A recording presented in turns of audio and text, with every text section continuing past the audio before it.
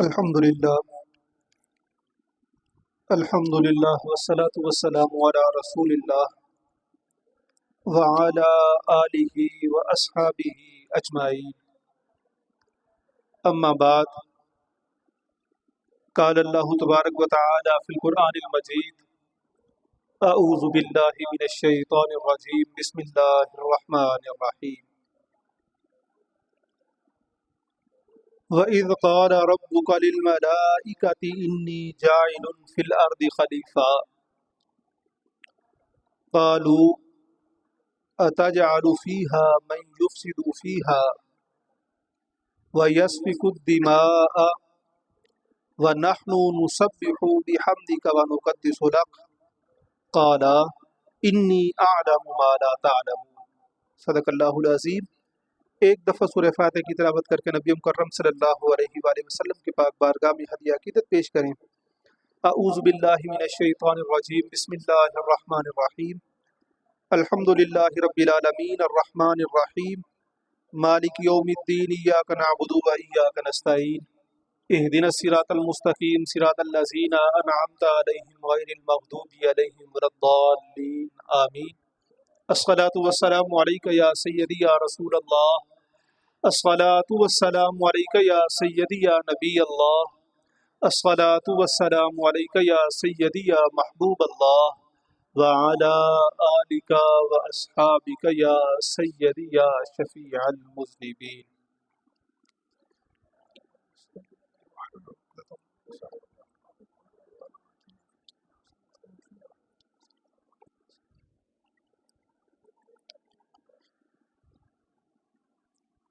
اللہ رب العزت نے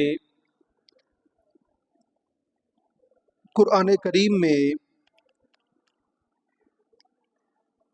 انسان کی تخلیق سے پہلے،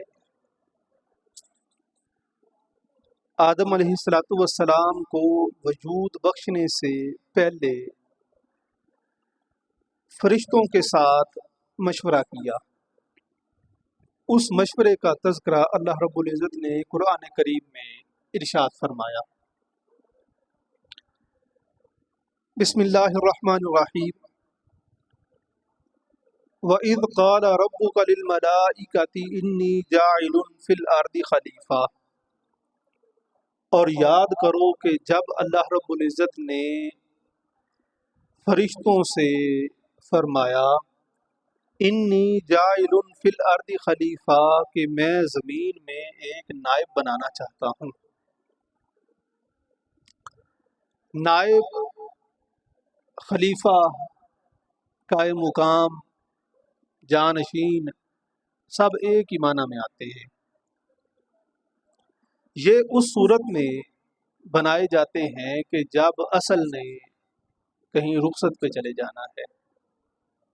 مثال کے طور پہ آپ گھر کے سربراہ ہیں، تو آپ ایک ہفتے کے لیے، ایک مہینے کے لیے یا ایک سال کے لیے کہیں جا رہے ہیں، تو آپ تمام افراد کو اکٹھا کر کے کہتے ہیں کہ میرے بعد یہ بندہ تمہارا سربراہ ہوگا اور یہ تمہیں سنبھالے گا، یہ میرا قائم مقام ہے، تم ایسے ہی سمجھو جیسے میں ہوں۔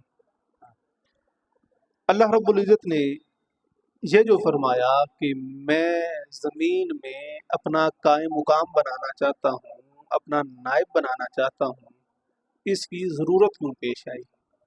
کیا اللہ رب العزت رخصت چاہتا تھا، یا وہ کہیں چھٹی پہ لے کے معاملات اپنے کرنے کے لیے جانا چاہتا تھا؟ اس بات کو سمجھنے کی کوشش کریں گے آج کہ اللہ رب العزت نے انسان کو یہ جو نیابت ہے، یہ جو خلافت ہے، یہ جو جانشینی ہے، یہ کس وجہ سے عطا فرمائی، اس کا مقصد کیا ہے؟ آگے فرمایا کہ جب فرشتوں نے یہ بات سنی تو انہوں نے کیا کہا؟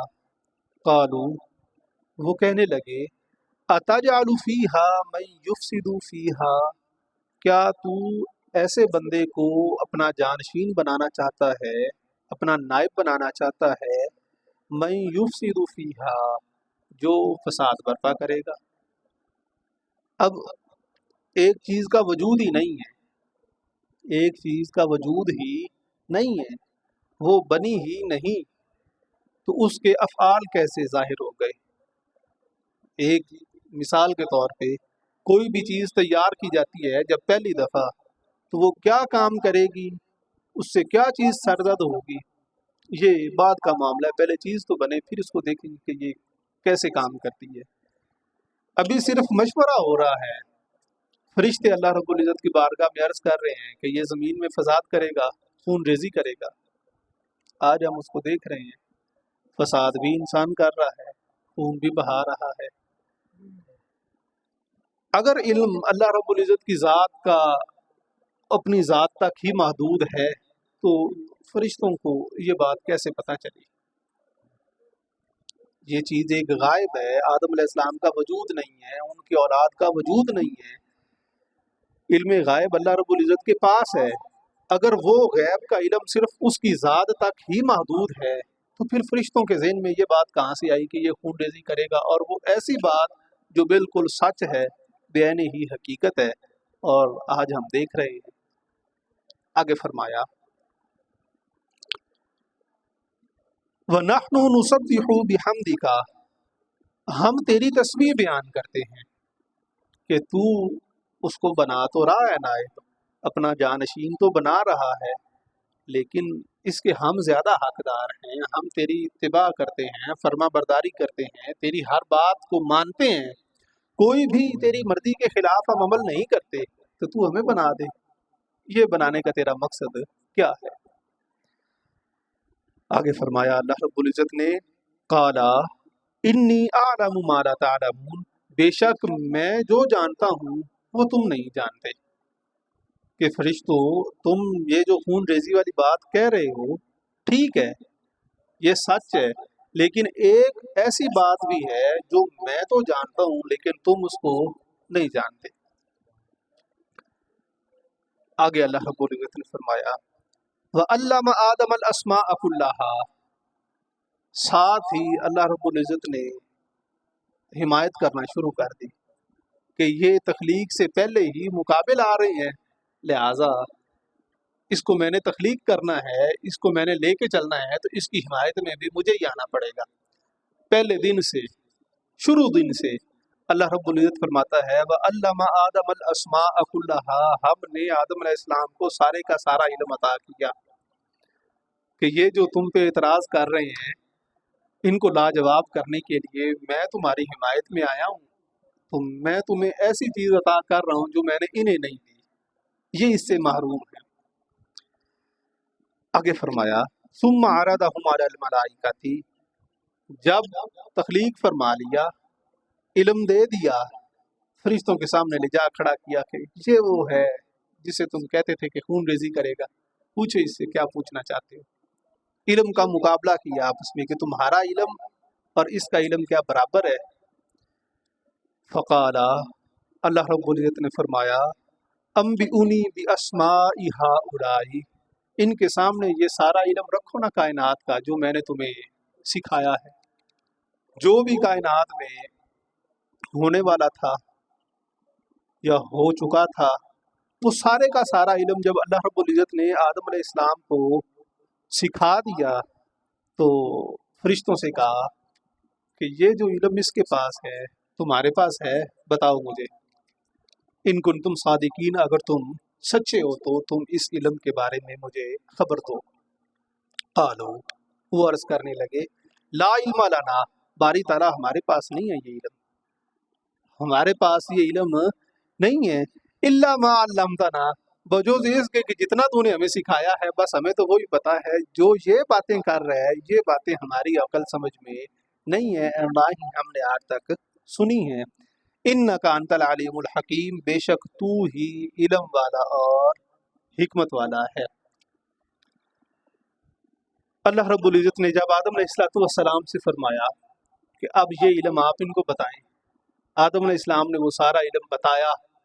بتانے کے بعد اللہ رب العزت نے پھر فرشتوں کو فرمایا الم اقل لکم، کیا میں نے نہیں کہا تھا انی اعلم غیب السماوات والارض، میں آسمان اور زمینوں میں چھپی ہوئی چیزوں کو جاننے والا ہوں، جو چیز میں نے اس میں رکھی ہے وہ میں جانتا ہوں، تم اس کو نہیں جانتے۔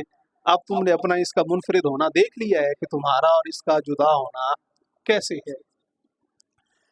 اب انسان اس دنیا میں اللہ رب العزت کی حمایت لے کے آیا، فرشتوں کے انکار کے باوجود وہ جب حمایت حاصل ہوئی اور وہ جو علم تھا وہ بھی اللہ رب العزت نے قرآن کریم میں جا بجا طور پہ ارشاد فرمایا ہے کہ وہ علم کون سا تھا جو میں نے آدم علیہ السلام کو عطا کیا تھا، جس کی وجہ سے میں نے اس کو اپنا نائب اور خلیفہ بنایا۔ وہ علم یا تو میرے پاس تھا یا وہ میرے اس نائب کے پاس تھا۔ نائب ہونے کے لیے اختیارات کا ہونا بھی ضروری ہے، اس چیز کا نالج ہونا بھی ضروری ہے کہ تم اس کو گھر کا سربراہ تو بنا رہے ہو لیکن یہ تو اپنے کپڑے ٹھیک سے نہیں پہن سکتا، اس نے سارے گھر کو کیسے لے کے چلنا ہے۔ تو آدم علیہ السلام کو اللہ رب العزت نے وہ سارے کے سارے گر بتائے جس سے کائنات میں یہ سارا نظام چلنا تھا۔ کیسے بنائے؟ اللہ رب العزت نے قرآن کریم میں ارشاد فرمایا، بسم اللہ الرحمن الرحیم، وَلَقَدْ خَلَقْنَا الْإِنسَانَ مِنْ صَلْصَالٍ مِّنْ حَمَإٍ مَّسْنُونٍ، بے شک ہم نے انسان کو کھنکھناتی مٹی سے، چیکنی مٹی سے پیدا کیا، اور ہم نے اس کو پیدا فرمایا اس سے پہلے ایسی آگ سے جس میں دھواں نہیں تھا، جس میں دھواں نہیں تھا، یعنی جو تیز آگ شعلوں والی ہوتی ہے اس میں اگر اینٹ پکائی جائے تو وہ پکی تیار ہوتی ہے، اگر دھونے کے اندر ڈال دی جائے تو وہ اس طرح سے اچھی تیار نہیں ہوتی، کہتے ہیں کہ آگ مٹھی سی پلی رہ گئی۔ اللہ رب العزت نے قرآن کریم میں فرمایا کہ ہم نے انسان کو تیز آگ والی بھٹی کے اندر تیار کر کے پختہ بنایا ہے۔ کتنا پختہ بنایا ہے کہ اس نے میری نیابت کو قبول کیا ہے، میری خلافت کو قبول کیا ہے۔ میں نے اپنی امانت جو ہے وہ آسمان پہ پیش کی کہ میرے نائب بن جاؤ، اس نے کہا کہ نہیں میں نہیں اٹھا سکتا۔ پہاڑوں پہ پیش کی، اس نے کہا بھی نہیں میں نے نہیں اٹھانی۔ زمین پہ پیش کی، اس نے بھی انکار کر دیا۔ انسان نے کہا نہیں میں اٹھاتا ہوں۔ اس کو میں نے اتنا مضبوط بنایا ہے کہ جتنا بھی بڑے سے بڑا غم، پہاڑ، سخت سے سخت چٹان، جو چیز بھی آ جائے اس کے سامنے روک نہیں سکتی۔ آج انسان کی عقل، شعور، سوچ، فکر ہمارے سامنے ہے کہ بڑی سے بڑی چیز، بڑے سے بڑی مشکل، بڑے سے بڑی جو بھی چیز ہے کائنات کی وہ اس کے سامنے ٹکتی نہیں ہے، ہر ایک چیز کو کاٹ کے یہ سائڈ پہ رکھ دیتا ہے۔ اللہ تعالیٰ فرماتا ہے فَإِذَا سَوَّيْتُهُ، جب میں اس کو درست کر لوں، وَنَفَخْتُ فِيهِ مِن رُّوحِي، اور اس میں میں اپنی خاص روح علم والی پھونک دوں، فَقَعُوا لَهُ سَاجِدِينَ، تو اے فرشتوں تم اس کے سامنے سجدہ ریز ہو جانا۔ فرشتوں نے اللہ رب العزت کی ذات کا علم دیکھ کے سجدہ کیا کہ ہم اللہ رب العزت کی حمد و ثنا بیان کرتے ہیں، اس کی حمد و ثنا ہم بیان کرتے ہیں کس وجہ سے کہ اس میں یہ ساری صفات پائی جاتی ہیں، یہ تو ہو بہو اسی کا عکس اس میں نظر آ رہا ہے، لہذا اس کے سامنے بھی ہمیں سجدہ کرنا چاہیے۔ یہ بیان ہی اس کا پرتو ہے، اس کا عکس ہے، اس کا نمونہ ہے، اس کا اظہار ہے۔ انسان کو اللہ رب العزت نے ایسا پیدا کیا ہے کہ اس میں پوری کائنات کو رکھا ہے، اسی وجہ سے فرمایا گیا ہے کہ من عرف نفسہ فقد عرف ربہ، جو اپنے آپ کو پہچان لیتا ہے وہ اپنے رب کو پہچان لیتا ہے، کیونکہ اللہ رب العزت کی ذات وہ نہ آسمان میں سما سکتی ہے نہ وہ زمین میں سما سکتی ہے۔ اللہ رب العزت فرماتا ہے اگر میں سما سکتا ہوں تو وہ بندہ مومن کا دل ہے جہاں میں سما سکتا ہوں۔ اب یہ وہ انسان ہے جس کے اندر اللہ رب العزت بھی سما جاتا ہے، کائنات کے سارے علم بھی سمائے ہوئے ہیں، اس کی قدر و منزلت جو ہے وہ تو پھر ظاہری سی بات ہے ہر ایک چیز سے جدا اور منفرد ہے۔ انسان اس دنیا میں آ کے اپنی قدر کو، اپنی پہچان کو بھول گیا ہے، ایسا بھولا ہے کہ اس کو کسی قسم کی خبر ہی نہیں رہی کہ میں بنایا کس لیے گیا تھا، میرے بنانے کا مقصد کیا تھا، مجھے جو نعمتیں عطا کی گئی ہیں ان کا مقصد کیا ہے، میں کرنے کیا آیا ہوں، سب چیزوں کو بھول کے یہ بھی فانی چیزوں کے ساتھ اپنے آپ کو جوڑ کے بیٹھا ہوا ہے۔ مولانا روم ابتدان پہلی حکایت میں اس انسان کو بانسری کے ساتھ تشبیہ دیتے ہیں۔ اس کا ابتدا جو ہے وہ ہم نے کافی دفعہ پڑھی ہے، آج ہم اس کو تھوڑا سا آگے سے پڑھیں گے۔ انسان کی جو وجود کی مثال ہے، آپ فرماتے ہیں کہ یہ بانسری کی مثل ہے، اس میں اللہ رب العزت نے اپنی روح پھونکی ہے۔ بانسری میں جب سانس پھونکا جائے تو پھر اس سے آوازیں نکلتی ہیں، ایسے ہی انسان سے آوازیں نکل رہی ہیں۔ آگے اب آپ اس بانسری کی وضاحت کرتے ہیں۔ آپ فرماتے ہیں کہ ہر ایک بانسری نہیں ہوتا، ہر ایک انسان بھی اللہ رب العزت کی ذات کی بانسری نہیں ہے۔ بانس کو بانسری بننے کے لیے اس کے اندر سے گریں نکالنی پڑتی ہیں۔ تیرے اندر بھی گریں پائی جاتی ہیں، حسد کی، بخل کی، کینے کی، ریاکاری کی، جھوٹ، فریب، مختلف قسم کی گریں لگی ہوئی ہیں۔ ان کو کاٹنا، ان کو صاف کرنا ضروری ہے۔ اب بانسری تو ہو گئی تیار، لیکن اب بھی یہ بجے گی نہیں، اس کو بجانے کے لیے منہ کا ہونا ضروری ہے۔ ایک سرا اس کا منہ میں ہوگا، دوسرا سرا اس کا باہر ہوگا تو یہ بجے گی، وگرنہ یہ بجے گی نہیں ہے۔ اب جب تو نے یہ ساری گریں کاٹ لی ہیں تو تو اپنا منہ اس خالق حقیقی کے منہ میں دے دے جس نے سارے علم تجھے عطا کیے ہیں۔ جب تو اس کے منہ میں دے دے گا پھر تجھ سے اس کی آوازیں نکلیں گی، پھر تو کون والے معاملات کرے گا، پھر تجھ سے اللہ رب العزت کی ذات کا اظہار ہوگا جیسے اللہ رب العزت نے تجھے تخلیق فرمایا تھا۔ مولانا روم اسی وجہ سے فرماتے ہیں ہر کے ذات حق، ہر کے پیرو ذات حق را یکنا دید، نئے مرید کے ہر وہ بندہ جو اپنے شیخ کو اللہ رب العزت کی ذات کا عکس پرتو نمونہ بلکہ وہ نہیں سمجھتا، وہ اس کا مرید نہیں ہے۔ کس وجہ سے؟ کہ اس کے شیخ میں اللہ رب العزت کی ذات کا اظہار ہوتا ہے، وہ اس کے سامنے جا کے فریاد کرتا ہے، وہ پوری ہو جاتی ہے۔ اللہ رب العزت کی ذات کے سامنے بھی فریاد کی جاتی ہے تو وہ پوری کرتا ہے نا۔ جو شیخ ہے، جو پیر ہے، وہ بھی تو یہی کر رہا ہے۔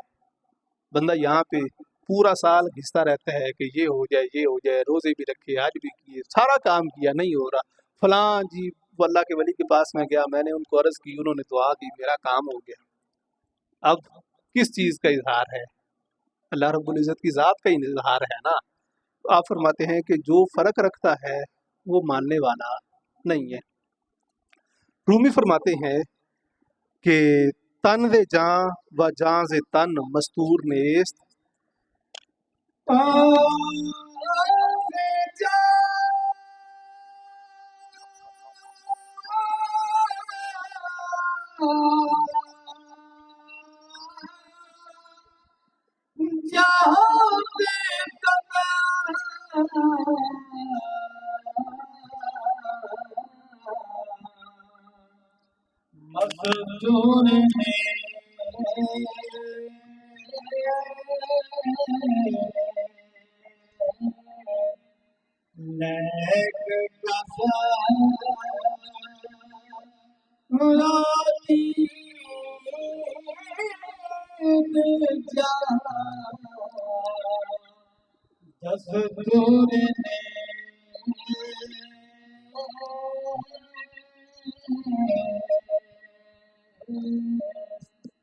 آپ فرماتے ہیں کہ جسم روح کے ساتھ جڑا ہوا ہے اور روح جسم کے ساتھ جڑی ہوئی ہے، دونوں متعلقہ آپس میں ہیں تو انسان بنتا ہے۔ اگر روح جدا ہو جائے جسم سے تو پھر یہ انسان نہیں رہتا، یہ ایک مٹی کی مورت ہے جسے دفن کر دیا جاتا ہے، اور روح امر ربی ہے جو خالق حقیقی کی طرف لوٹ کے چلی جاتی ہے۔ آپ فرماتے ہیں تن و جاں و جاں و تن مستور نیست، کہ جسم سے روح اور روح سے جسم पोशीदा नहीं है, दोनों को एक दूसरे का हाल पता है। रूह को पता है कि मेरा जिस्म क्या कर रहा है और जिस्म को पता है कि मेरी रूह क्या चाहती है, मेरा ज़मीर किस चीज़ की आवाज़ देता है। जिस्म ये चाहता है कि जैसा भी है, अच्छा है, बुरा है, धोखा है, फरेब है, झूठ है, हलाल है, हराम है, मुझे तू खिला। रूह कहती है कि नहीं, खालिक हकीकी ने तेरे लिए हलाल चीज़ें रखी हैं, तू हलाल की तरफ जा, इस हीले बहाने के अंदर ना जा। आप फरमाते हैं रूह को जिस्म का पता है, जिस्म को रूह का पता है, दोनों एक दूसरे का हाल बखूबी जानते हैं। लैक कसरा दीद जां दस्तूर नेस्त, लेकिन हमारे यहाँ रिवाज ये पड़ गया है कि रूह की तरफ कोई ध्यान नहीं देता, सारे जिस्म की ज़रूरियात की तरफ भाग रहे हैं और जिस्म की ज़रूरियात को पूरा करने की तरफ लगे हुए हैं। आप फरमाते हैं दो दहां दारेम गोया हम चुने, यक दहां पिनहास दर लबहाए वे। दो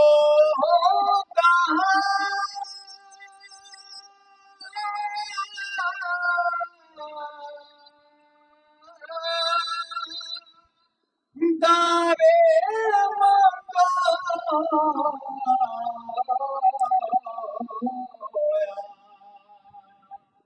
हम चुने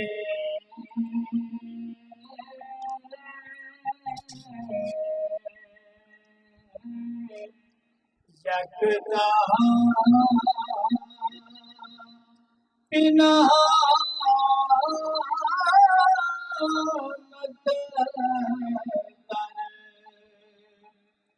लब आए।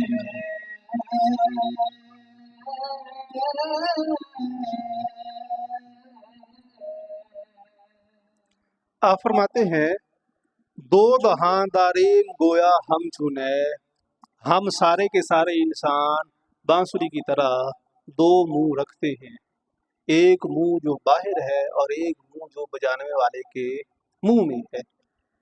हम सब दो मुंह रखते हैं, यक दहां पिनहास दर लबहाए वे, एक मुंह होंठों में छुपा हुआ है, दूसरा मुंह जाहिर हमें नजर आ रहा है। होंठों में छुपा हुआ मुंह, ये जो हमारी रूह है, ये जो सांस है, अल्लाह रब्बुल इज्जत फरमाता है वनफ़ख़्तु, मैंने इसमें फूंकी, फूंक, जिस तरह से फूंक मारी जाती है ऐसे इसमें फूंकी, तो ये सांस ले रहा है। जैसे वो फूंक वापस जाएगी, सांस इसका ख़त्म हो जाएगा। एक मुंह उसके मुंह में है, दूसरा मुंह ये दुनिया के अंदर हमें नज़र आ रहा है, जो सब के सामने बातें कर रहा है और सब के सामने इजहार कर रहा है। अब जो खलीफा और नायब होता है वो असल के कायम मुकाम तब ही होता है कि उसके पास इख्तियार भी होता है, उसके पास इंचार्जशिप भी होती है, उसके पास सारी की सारी वो असल वाली बातें होती हैं। इसी तरह से इंसान का अपना कुछ नहीं है, वो पीछे जो मुंह है जो इसको बजा रहा है सब कुछ उसी का है। लिहाजा आगे जिसका इजहार होना चाहिए वो भी उसी का होना चाहिए, उसके अलावा किसी और चीज़ का इजहार नहीं होना चाहिए। आप फरमाते हैं यक दहां नाला शुदे सुए शुमा,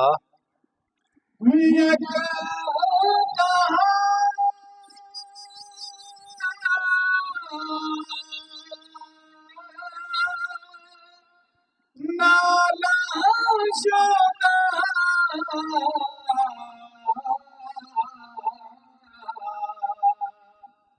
हुए शुमा,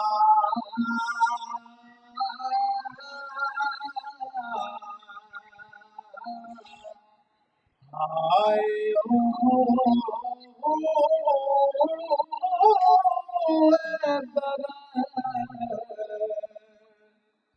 भगर फागन तर समा,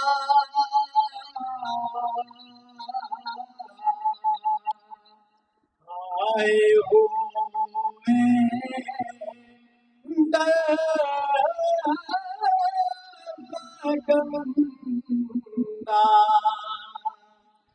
दरसमा।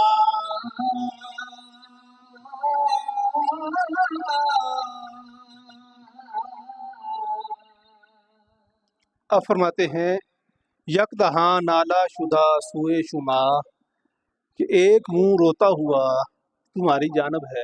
ये जो बंदे बंदे के सामने नाशुक्री कर रहा है, کچھ نہیں ہے، کچھ نہیں ہے، مر گئے مر گئے مر گئے مر گئے، کچھ نہیں ہے۔ کیسے کچھ نہیں ہے؟ اس خالق حقیقی نے تمہیں زندگی دی ہے، نعمتیں دی ہیں، تو پھر تمہیں کس چیز کی کمی ہے؟ روزی روٹی کی تو اس کے ذمہ کرم پہ ہے۔ تم اپنی مرضی سے آئے نہیں ہو، تم نے اپنی مرضی سے جانا نہیں ہے، تمہاری زندگی تمہاری مرضی سے نہیں ہے، تمہاری پیدائش تمہاری مرضی سے نہیں ہے، تمہاری موت تمہاری مرضی سے نہیں ہے، تو تمہارا کھانا پینا جو ہے یہ تم کہتے ہو کہ میری مرضی کا ہونا چاہیے، نہیں، وہ خالق حقیقی ہے، اس نے تمہیں پیدا کیا ہے تو وہ تمہیں روزی روٹی بھی دے گا۔ آپ فرماتے ہیں یک دہاں نانا شدہ سوئے شما، ایک منہ تمہارے سب کے سامنے، لوگوں کے سامنے نظر آ رہا ہے اس کا، وہ کیسے ہے؟ ہائے او ہوئے در فگندہ در سما، جو آسمان کی طرف منہ اٹھائے ہوئے شور مچا رہا ہے کہ باری تعالیٰ کچھ نہیں ہے، کچھ نہیں ہے، مر گئے مر گئے مر گئے، کچھ نہیں ہے، کچھ نہیں ہے۔ آپ فرماتے ہیں کہ یہ منہ تمہیں بانسری کا نظر آ رہا ہے جو جہان میں شور مچا رہا ہے۔ آپ فرماتے ہیں دم دما این نائے از دم ہائے اوست،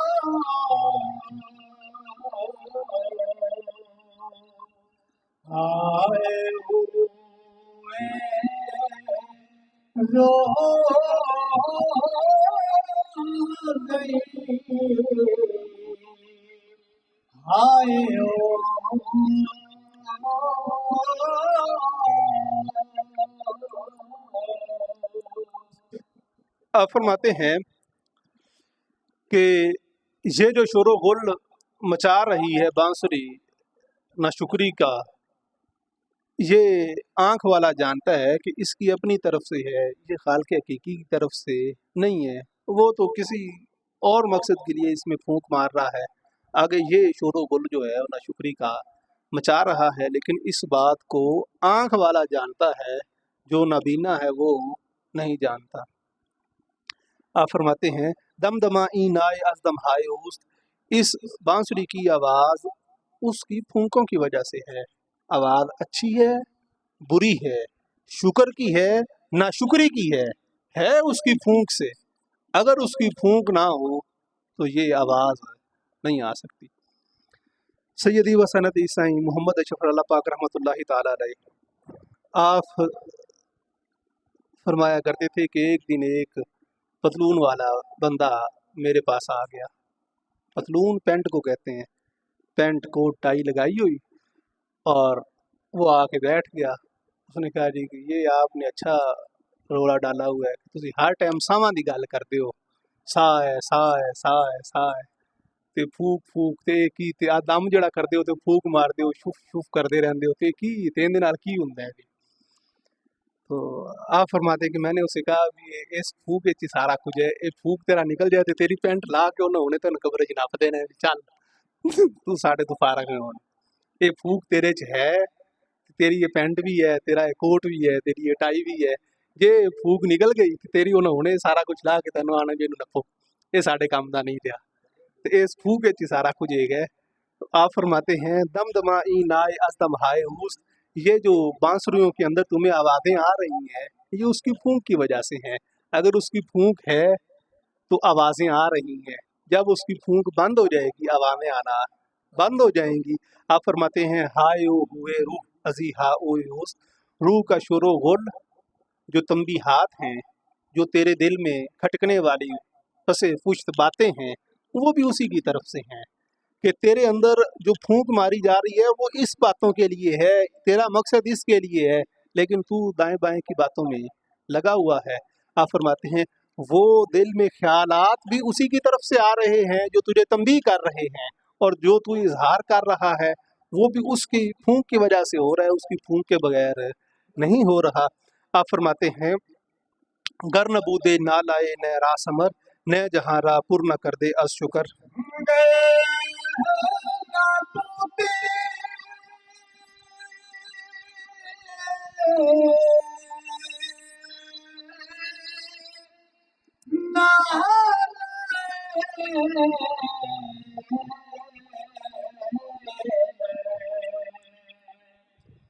आसमदा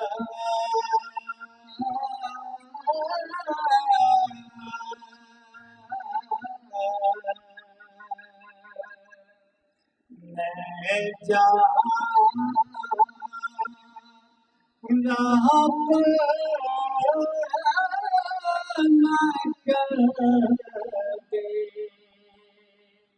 از شکر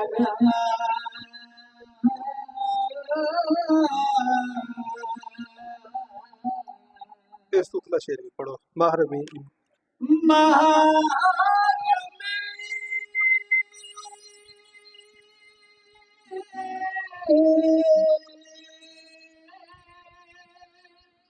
ہوش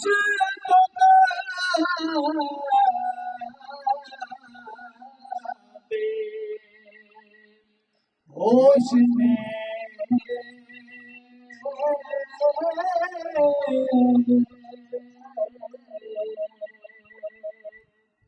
مر جو پاگا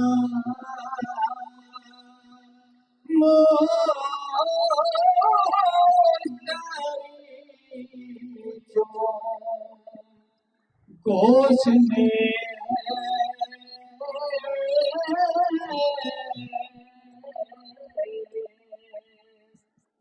آپ فرماتے ہیں محرمی ای ہوش جز بے ہوش نیست، اس بات کو سمجھنے والا وہ باہوش ہے، بے ہوش کو یہ بات سمجھ میں نہیں آ سکتی۔ ہوش کا قائم ہونا ضروری ہے کس کو سمجھنے کے لیے؟ یہ جو انسان کی بانسری بج رہی ہے، اس میں جو پھونک آ رہے ہیں، ان کو سمجھنے کے لیے بندے کا ہوش قائم ہونا ضروری ہے۔ آپ فرماتے ہیں جیسے کہ تم بات کر رہے ہو تو تمہاری اس بات کا خریدار کان ہے، اگر کان ہے تو تمہاری بات فائدہ مند ہے، اگر کان نہیں ہے تو تمہاری بات فائدہ مند نہیں ہے۔ زبان کا، الفاظ کا، بیان کا خریدار کان سے اچھا کوئی چیز نہیں ہو سکتی۔ اس کا نعم البدل بھی نہیں ہے کہ کان بند ہے تو کوئی کہے کہ میں ناک سے سن لوں گا، آنکھوں سے سن لوں گا، نہیں، بات سننے کے لیے کانوں کا ہونا ضروری ہے۔ آپ فرماتے ہیں اسی طرح سے اللہ رب العزت کی ذات کو سمجھنے کے لیے ہوش کا ہونا ضروری ہے۔ اگر تو اپنی ہوش قائم کرے گا تو پھر تو تجھے یہ بات سمجھ میں آئے گی، اگر بے ہوشوں کی طرح پھرتا رہے گا پھر تجھے یہ بات سمجھ میں نہیں آ سکتی۔ آپ فرماتے ہیں مرد مارا مشتری چوں گوش نیست، زبان کا خریدار کان سے اچھا کوئی نہیں ہے۔ اگر کوئی بندہ سامنے بولا بیٹھا ہے، تم جیسے مرضی بولتے رہو، تمہارا وہ باز، وہ نصیحت، وہ باتیں بے فائدہ اور بیکار ہیں۔ ان باتوں کا خریدار کان ہے اور اس بندے کے پاس کان نہیں ہے۔ لہذا جیسے زبان کے لیے کان خریدار ہے، اسی طرح سے تیرا خریدار جو ہے وہ خالق حقیقی ہے۔ تیرے اندر جو وہ روح پھونک رہا ہے وہ اس وجہ سے پھونک رہا ہے کہ تو شکر ادا کرے، چے جائے کہ تو ناشکری کی طرف لگا ہوا ہے۔ آپ فرماتے ہیں گر نہ بودے نالائے نیرا سمر، اگر تیری اس فریاد کا اثر نہ ہوتا کہ تو اس کے سامنے اپنی فریاد رکھتا اور وہ اس فریاد کو پورا نہ کرتا اور تیری مراد کو بر نہ لاتا۔ آپ فرماتے ہیں نہ جہاں پر نہ کر دے اد شکر، تو بانسری دنیا کو شکر سے نہ بھرتی کہ یہ جو تجھے اتنے زیادہ شکر کرنے والے زندہ لوگ نظر آ رہے ہیں نا، یہ سارے تجھے نظر نہ آتے۔ کس وجہ سے نظر آ رہے ہیں کہ انہوں نے اس بات کو ثابت کیا کہ یہ جو روح ہمیں دی گئی ہے یہ شکر ادا کرنے کے لیے دی گئی ہے، اور ہم نے شکر ادا کر کے دکھایا ہے کہ اس طرح سے اللہ رب العزت کی ذات کا شکر ادا ہوتا ہے۔ شکر کس پہ ہے؟ ہر نعمت پہ ہے، اور کون سی نعمت پہ ہے؟ ہر لمحہ اس کی نعمت ہی نعمت ہے۔ ہمارا پیدا ہونا بھی نعمت ہے، سانس لینا بھی نعمت ہے، صحت بھی نعمت ہے، زندگی بھی نعمت ہے، ہر چیز نعمت ہے، اور ہر نعمت پہ شکر ہے۔ جیسے جیسے شکر ادا کرتے جاؤ گے بڑھتی چلی جائے گی۔ اللہ رب العزت قرآن کریم میں فرماتا ہے لَإِن شَكَرْتُمْ لَأَزِيدَنَّكُمْ، اگر تم شکر ادا کرو گے تو میں برکت پیدا کر دوں گا۔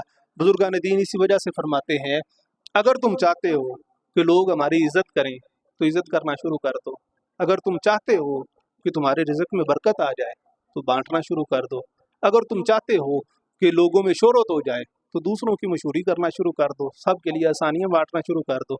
جو چیز بانٹو گے اسی کے اندر برکت آنا شروع ہو جائے گی۔ بزرگان دین کا یہی طریقہ کار رہا ہے کہ وہ لوگوں کو عزت بھی دیتے ہیں، لوگوں کو کھانا بھی کھلاتے ہیں، لوگوں کو تشہیر بھی کرتے ہیں، ملیں جی یہ ہمارے صاحب ہیں جی، چاہے وہ بندہ کچھ بھی نہیں ہوتا، سب کے سامنے اس کا تعارف کروا رہے ہوتے ہیں کہ یہ جی ہمارے بڑے اچھے ہیں۔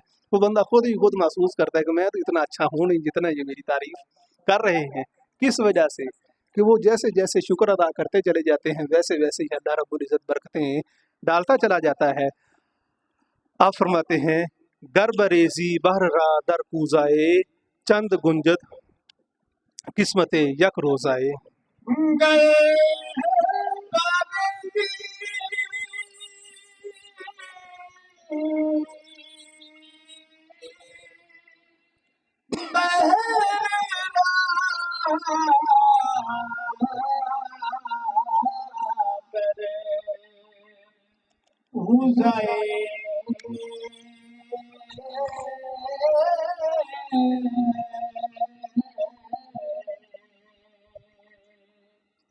چند گنجد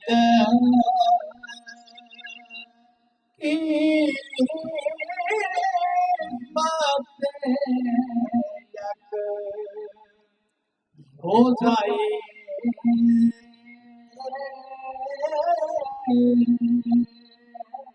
پہلا شعر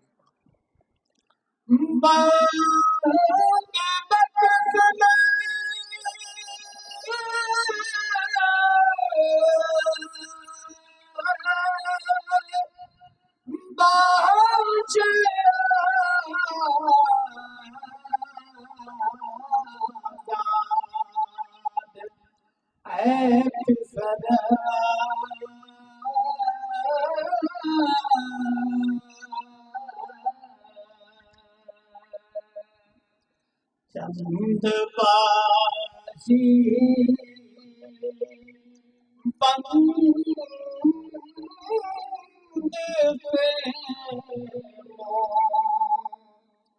بند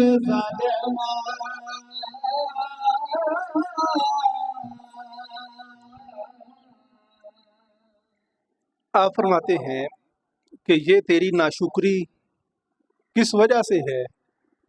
آپ فرماتے بند بخشل باش اے عادات پسر، کہ تجھے اللہ رب العزت نے عادات پیدا کیا ہے لیکن تو نے اپنے آپ کو قیدی بنا لیا ہے۔ اللہ تعالیٰ نے تجھے آزاد پیدا کیا ہے، تجھے کسی چیز کی قید میں نہیں ڈالا لیکن تو نے اپنے آپ کو قیدی بنا لیا ہے۔ کس کا قیدی بنا لیا ہے؟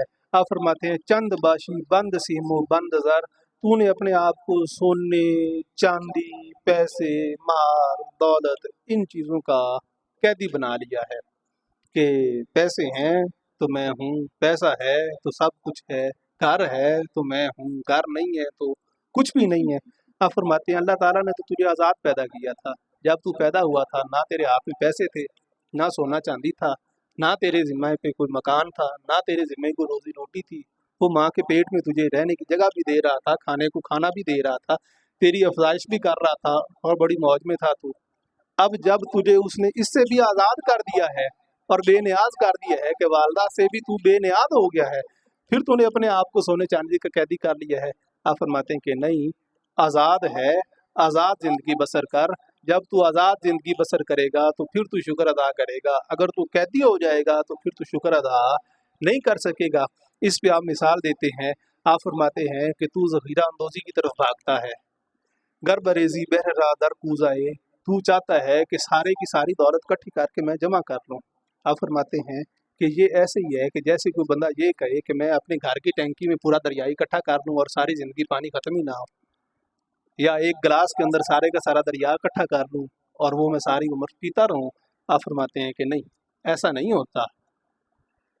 اگر تو ایسا کرنے کی کوشش بھی کرے گا تو زیادہ سے زیادہ ایک دن کا پانی اکٹھا کر لے گا، ایک مہینے کا اکٹھا کر لے گا، اس سے زیادہ اکٹھا نہیں کر سکے گا۔ ہاں، جب تو اس کے سپرد ہو جائے گا تو وہ تجھے تو روزانہ تیری ضرورت سے زیادہ پانی بھی دے گا، نعمتیں بھی دے گا، ہر ایک چیز دے گا۔ آپ فرماتے ہیں کہ جیسے تو دریا کو کوزے میں بند نہیں کر سکتا، اسی طرح سے تو نعمتوں کو اپنے اوپر مکمل طور پہ بند کر کے رکھ نہیں سکتا۔ ان کو چھوڑ دے، اس کی طرف سے آئی ہیں، اسی کی طرف یہ لوٹ کے جانے والی ہیں۔ بے فکر ہو جا، آزاد ہو جا. جب تو بے فکر اور آزاد ہو جائے گا تو شکر ادا کرنے والا بن جائے گا. آپ فرماتے ہیں کہ کوز آئے چشمے حریصاں پر نہ شد. جو بندہ لالچی ہوتا ہے اس کی آنکھ کبھی نہیں بھرتی، اس کی آنکھ بھاری نہیں سکتی. نبی مکرم صلی اللہ علیہ وآلہ وسلم کا ارشاد گرامی ہے کہ جو انسان ہے اس کے پیٹ کو مٹی کے سوا کوئی چیز نہیں بھر سکتی. مٹی بھر سکتی ہے، اس کے علاوہ کوئی چیز اسے بھر نہیں سکتی. جتنا بھی آئے گا یہ اس میں فنا ہوتا چلا جائے گا. آپ فرماتے ہیں تا صدف کانے نہ شد پر در نہ شد. جب تک صدف، سپی کو کہتے ہیں، سپی منہ کھول کے رکھتی ہے سمندر میں، جب بارش کا قطرہ اس میں جاتا ہے ایک قطرہ تو فوراً اپنا منہ بند کر لیتی ہے. اب اس نے ایک قطرے پہ کنات کی اور منہ بند کر لیا، وہ قطرے نے قدر و قیمت بنا دی، اس میں موتی بن گیا اور اس کی قیمت ہے. جس سپی نے اپنا منہ کھولے رکھا اور پوری بارش اپنے اندر برسائی وہ موتیوں سے معروم رہی، اس کی قدر و قیمت نہیں بن سکی. آپ فرماتے ہیں تو بھی خالق حقیقی کی طرف سے جو قطرہ مل رہا ہے اس کے اوپر قناعت کر. کھائے کھائے کے پیچھے نہ دوڑ کہ آ جائے آ جائے آ جائے آ جائے. آپ فرماتے ہیں کہ اس طرح تو اللہ رب العزت کے قریب نہیں ہو سکے گا. بزرگان دین اسی وجہ سے فرماتے ہیں، اور نبی مکرم صلی اللہ علیہ وآلہ وسلم کا ارشاد گرامی بھی ہے، کم کھانا، کم سونا اور کم بولنا یہ مومن کی نشانیاں ہیں. وہ کھاتا ہے تو تھوڑا کھاتا ہے، جینے کے لیے کھاتا ہے، کھانے کے لیے نہیں جیتا. سوتا ہے تو وہ اتنا سوتا ہے کہ میرے جسم کو جتنی ضرورت ہے.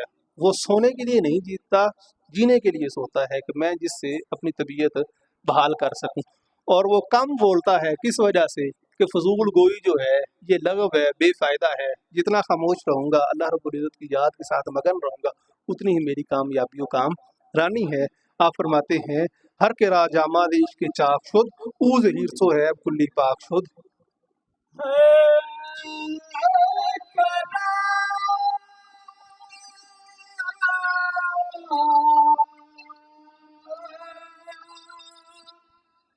جاما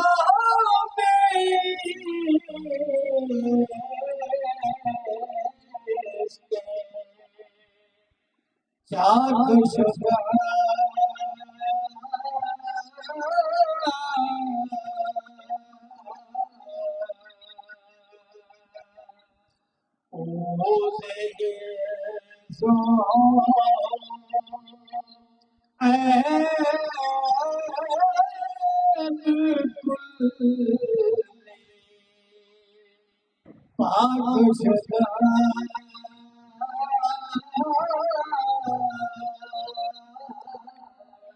آپ فرماتے ہیں ہر کے راہ جامہ ز عشق چاک شد.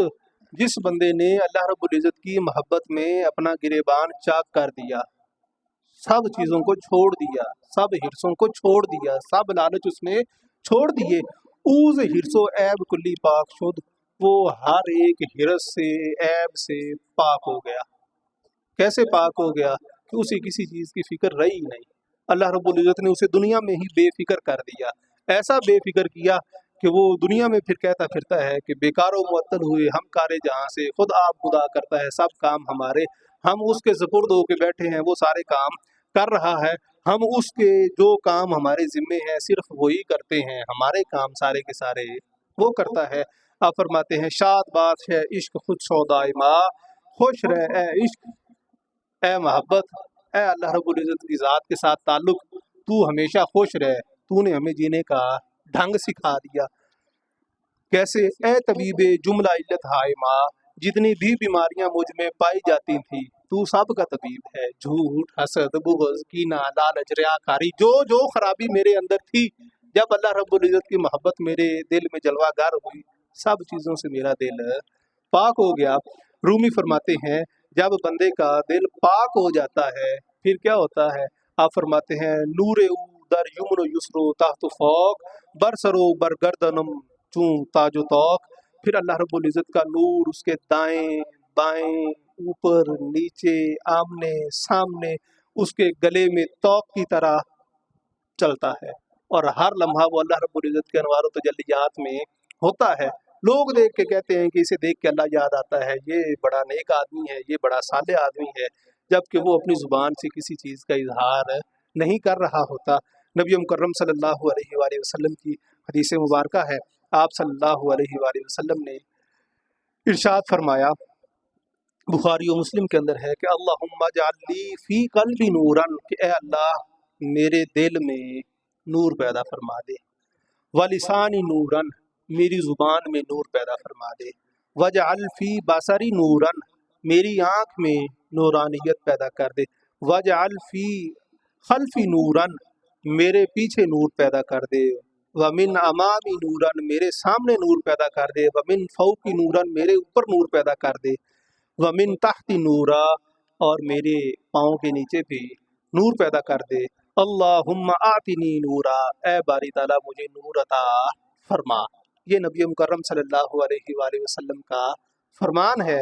رومی فرماتے ہیں کہ جو اللہ رب العزت کی ذات کی محبت میں جڑ جاتا ہے اسے یہ عطا ہو جاتا ہے، اس کے اوپر نیچے دائیں بائیں آگے پیچھے ہر جگہ نور ہی نور ہوتا ہے، وہ نور اس کے گرد حالہ بنا کے اس کی حفاظت کرتا ہے۔ آپ فرماتے ہیں این حقیقت را شنو از گوش دل، اس حقیقت کو دل کے کانوں سے سن، ظاہری کانوں سے تو سنے گا تو تجھے سمجھ نہیں آئے گی، دل کے کان کھول اور دل کے کانوں سے اس حقیقت کو سن۔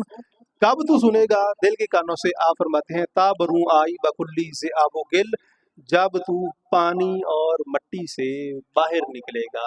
ہر چیز پانی سے بنی ہے یا مٹی سے بنی ہے، مٹی سے سونا نکل رہا ہے، چاندی نکل رہی ہے، لوہا نکل رہا ہے، اسٹیل نکل رہا ہے، گاڑیاں بھی اس سے بن رہی ہیں، ساری ضرورت کی چیزیں اسی سے بن رہی ہیں۔ دوسری ہے مٹی، مکان، جو بھی محلات ہیں اسی سے بن رہے ہیں، اسی سے کھیت کھلیان اگ رہے ہیں۔ آپ فرماتے ہیں جب تو پانی اور مٹی سے باہر نکلے گا پھر دیر دل کے کان کھلیں گے۔ جب تک تو ان میں پھنسا ہوا ہے کہ پانی کیا دے رہا ہے، مٹی کیا دے رہی ہے اور میں نے ان سے کیا چیزیں جمع کرنی ہے، آپ فرماتے ہیں تب تک تجھے سمجھ نہیں آ سکتی۔ آپ فرماتے ہیں کہ اگر تو سمجھ حاصل کرنا چاہتا ہے تو پھر روح کا دروازہ کھول اپنے اوپر، جو تیرے دل میں وہ بات القاء کرتی ہے اس کو ماننا شروع کر دے۔